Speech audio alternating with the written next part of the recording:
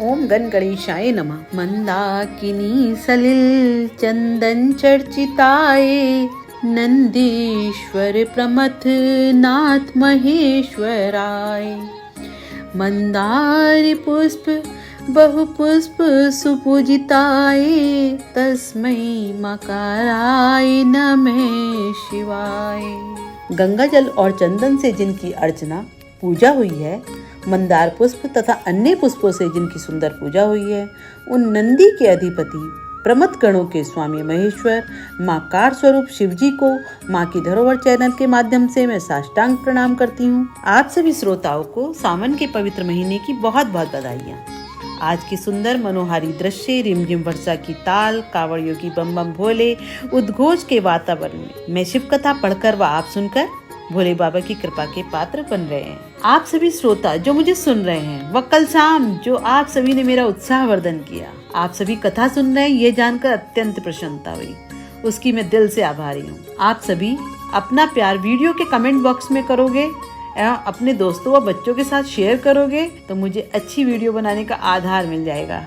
पर जो आप सबने मुझसे अच्छा बोला, मैं चाहूंगी आप कमेंट बॉक्स में या नीचे वीडियो के नीचे लिख कर बताएं तो मुझे बहुत ही अच्छा लगेगा। तो चलिए आज की कथा का आरंभ करते हैं। आज की कथा का शीर्षक है सती का योगाग्नि में आत्मदाह। महेश्वर शिव अपनी आदि शक्ति भगवती सती के साथ कैलाश पर आनंद पूर्वक विहार करने लगे। उस दिव्य दंपति के नैसर्गिक प्रेम को देखकर शिवगण आनंद में झूम उठे। प्रकृति भी अपने कुसुमित वनों एवं निर्मल सरोवरों के रूप में पलक पावड़े बिछाए उमा महेश्वर का नित्य स्वागत करने लगी। इस तरह विश्वेश्वर भूतनाथ शिव को भगवती सती के साथ सानंद रहते हुए बहुत समय बीत गया। एक समय की बात है, भगवान रुद्र सती के साथ दंडकारण्य से होकर गुजर रहे थे। वहाँ उन्होंने लक्ष्मण सहित भगवान राम को देखा, जो रावण द्वारा छल पूर्वक हरी गई अपनी प्यारी पत्नी सीता को ढूंढते हुए वन वन भटक रहे थे।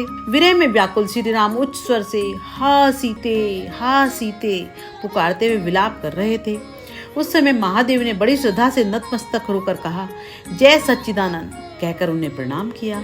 परमेश्वर शिव की ये लीला देखकर सती को बड़ा विस्मय हुआ। उन्होंने भगवान शंकर से पूछा, प्रभु भक्त के समान इतना विनम्र होकर आप इन दोनों राजकुमारों को क्यों प्रणाम कर रहे हैं? महेश्वर ने कहा, देवी ये दोनों साधारण राजकुमार नहीं हैं। इनका प्राकट्य सूर्य वंश के महाप्रतापी राजा दशरथ के यहाँ हुआ है।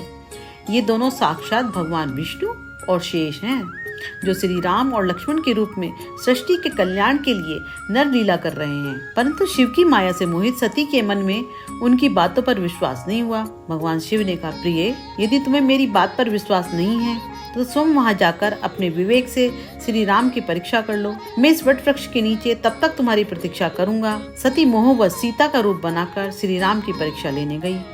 रघुकुल नंदन श्री राम सब कुछ जान गए। उन्होंने सती को प्रणाम किया और हंसते बोले, देवी आप अकेले इस वन में क्यों आई हैं? भगवान शंभू कहाँ हैं और आपने ये नूतन रूप क्यों धारण कर लिया है? सती जी बहुत लज्जित हुई और भगवान शंकर के पास वापस लौट आई। महादेव ने पूछा, देवी तुमने भगवान श्री राम की परीक्षा किस प्रकार ली? सती ने उत्तर दिया, प्रभु मैंने कोई परीक्षा नहीं ली, आपकी ही तरह प्रणाम करके लौट आई। अंतर्यामी शिव ने ध्यान लगाकर सती का सारा चरित्र जान लिया और मन ही मन वे सती से विरक्त हो गए। एक बार दक्ष ने बहुत बड़े यज्ञ का आयोजन किया। देवताओं को उत्साह पूर्वक उस यज्ञ में जाते देख सती ने भगवान शंकर से पूछा, प्रभु ये देवगण कहाँ जा रहे हैं? महेश्वर शिव ने कहा, देवी तुम्हारे पिता दक्ष ने विशाल यज्ञ का आयोजन किया है, उसी में सम्मिलित होने के लिए ये समस्त देवगण जा रहे हैं। दक्ष मेरे विशेष द्रोही हो गए हैं, इसलिए उन्होंने हम दोनों को इस यज्ञ में नहीं बुलाया है। जो लोग बिना बुलाए किसी के घर जाते हैं वे अपमान के भागी होते हैं और अपमान मृत्यु से भी बढ़कर कष्टदायक है। अतः हम दोनों को वहाँ कदापि नहीं जाना चाहिए। भगवान शंकर के बार बार मना करने पर भी जब सती नहीं मानी तब महेश्वर ने उन्हें अपने 60,000 गणों के साथ दक्ष के यहाँ भेज दिया। यज्ञ में भगवान शिव का भागना देखकर सती अत्यंत क्रोधित हुई और अपने शरीर को उन्होंने वही योगाग्नि द्वारा जलाकर भस्म कर दिया। चारों ओर हाहाकार मच गया। रुद्रगण कुपित होकर यज्ञ को नष्ट भ्रष्ट करने लगे। किसी तरह महर्षि भृगु ने रक्षोघ्न मंत्र से यज्ञ की रक्षा की। आज की कथा को यहीं विराम देती हूँ। भोले बाबा आप सभी की मनोकामना पूरी करें। हर हर महादेव।